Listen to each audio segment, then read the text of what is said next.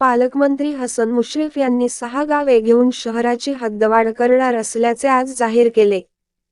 शहरालगत असलेली 6 गावे पहिल्या टप्प्यात घेऊन लवकरच हद्दवाढ करण्यात येईल. त्याचा आदेश काढण्याबाबत मुख्यमंत्री एकनाथ शिंदे यांच्याशी चर्चा केली आहे. या आदेशाची घोषणा त्यांच्याकडून होईल, असे सांगत पालकमंत्री हसन मुश्रीफ यांनी हद्दवाढीबाबत पुनरुच्चार केला. मुश्रीफ म्हणाले, महापालिका रस्ते, पाणी, बस आदी सुविधा या शहराजवळील 6 गावांना देत आहे. त्यामुळे हद्दवाढ झाली तरच त्यांचा महापालिकेवर भार पडणार नाही. या गावांशिवाय हद्दवाढीत प्रस्तावित असलेल्या इतर गावांबाबत निर्णय लोकसभा, विधानसभा निवडणुकीनंतर होईल. हद्दवाढ होईपर्यंत शासनाकडून जादा निधी आणून शहर विकासासाठी प्रयत्न करणार आहे, ते म्हणाले. काळंबावाडी थेट पाईपलाईन योजनेचे काम पूर्ण झाले आहे. 2 उपसा पंप सुरू आहेत.